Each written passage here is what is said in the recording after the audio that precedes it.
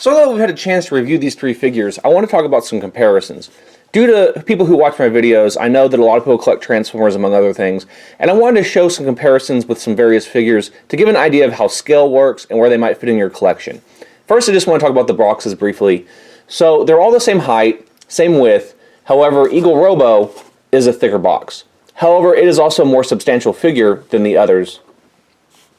As far as the design goes as well, this is a original Machine Robo box, and you can see where they share this theme, where you have the robot mode in the front, vehicle in the back. They have the number of the figure, as well as the Machine Robo logo. So there is some inspiration from the box, though they went their own way with their design aesthetic. And here we have everything in vehicle mode. And this shows you just how they scale together. These two really compact down, especially Battle Robo, where Eagle Robo really does maintain a fairly large size. Now, to give you guys an example, and this is kind of a scale I think they followed. Here's the original Screwhead, which this is based off of. And here is an Autobot Gears from G1. And if you look at how they scale together, and then see how this is sort of upsized. Now this is Swerve, which in this modern figure actually shares a similar mold to that. And you can see there's a very close reference as far as the scale goes here. It's like everything sort of stepped up in size just a hair. And so these would probably fit within this class pretty well. And then these figures, at least in vehicle mode, this is probably more than the deluxe class compared to Transformer. But these do still have sort of a similar robot size, which both is sort of a deluxe. So that gives you guys an idea of sort of how they scale together with vehicle mode, as well as how they might work in Transformers as far as how you want to display them. Some people want to keep things in scale or classics or whatever. I do think this fit in really well with classics. So to talk about scale, I wanted to use these same figures to illustrate my point. This is the G1 Gears. This is the old Gobot drill head, which he has a problem standing, so I'll have to balance him. And this is the new Swerve, which is sharing the same mold in G1 and this line. And this is our new Action Toys rod drill. So if you look at how tall they are in comparison, I do think that this class right here is definitely where this figure is going to fit in. Now when it comes to the other two,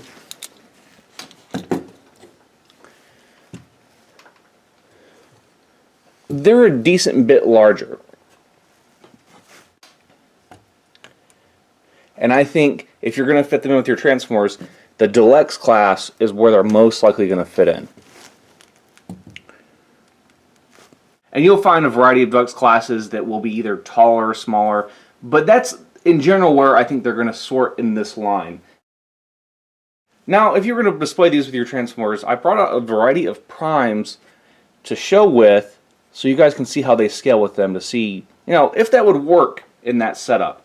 This is the Sentinel Pen Optimus Prime, which, sure his alt mode is a pen, but as a robot mode, he does fit in with a lot of the smaller figures as a great piece. The THS-02, which was an excellent line, and sadly discontinued, and it's full of all kinds of metal, and really, if you're not worried about your Gobots being larger, I feel like he works with this. They could be some nice things to really display together on a diorama or whatever.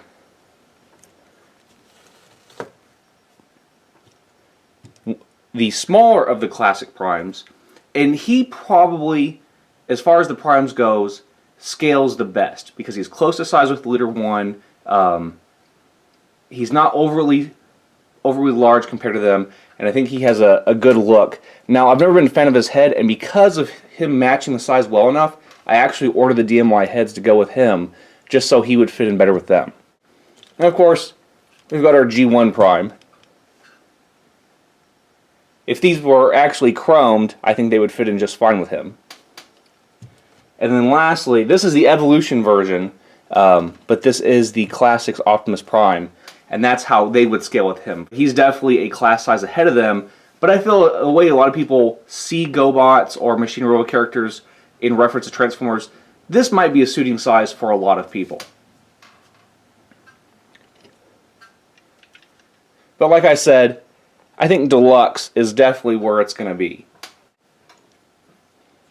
And of course, there's been a lot of talk of these figures being Masterpiece Gobots or Masterpiece Machine Robo figures. While I do not classify them as such, they are very high quality die-cast having figures, but I still think they are not quite up to Masterpiece quality. But just for reference sake, here is G1 Bumblebee. And I do think, as far as they go, they do fit in pretty well together. Just considering how small Bumblebee is, and with his old mask, I do like them together, and I wouldn't mind displaying them together. But when you put him next to the MP10 or some of the other larger figures, they're just dwarfed. They're like mini cons compared to them. And then I also have the much hated, which I don't understand why it's hated. Well, I do understand why it's hated. People do not like it because it's a parts former.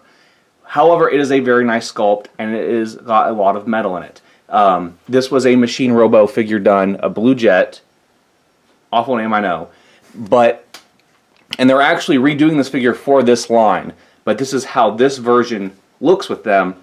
He's a little bit larger, but he could be displayed with them just fine until the new one comes in. And on the topic of other manufacturers, when these first came out, now Bandai was the ones who made Machine Robo toys, or currently have the license from my understanding.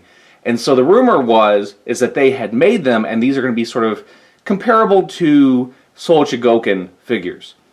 And here's one I have that is comparable in scale.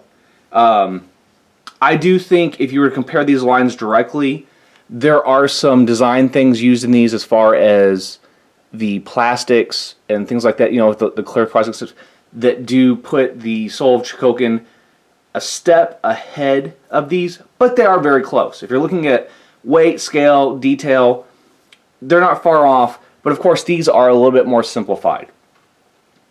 In actuality, what we have learned is that one of the third-party designers, possibly one from Make Toys or Maki Toys, however you pronounce it, is one who worked on this, and that is why I pulled this figure out. This is their take on Gears.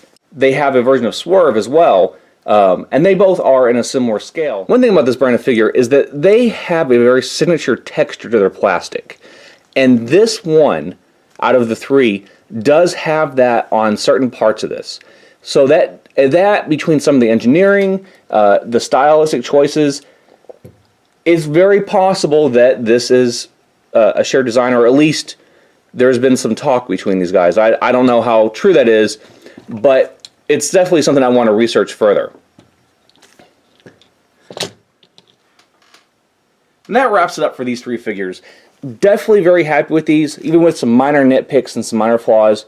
I think they're a great thing to add to my collection. They really bring back the nostalgia I had with my Machine Robo and Gobots figures. I definitely plan on picking up some more of these. I've been watching a few that have been shown already, and I've seen the prototype of Loco and a few other ones I'm really excited about. I'm not going to grab everything, but I think I'm going to get a good portion of it, and I really hope this line succeeds and we see it fall all the way through. Anyhow, thanks for watching. Make sure you like and subscribe, and we'll see you all next time. Take care.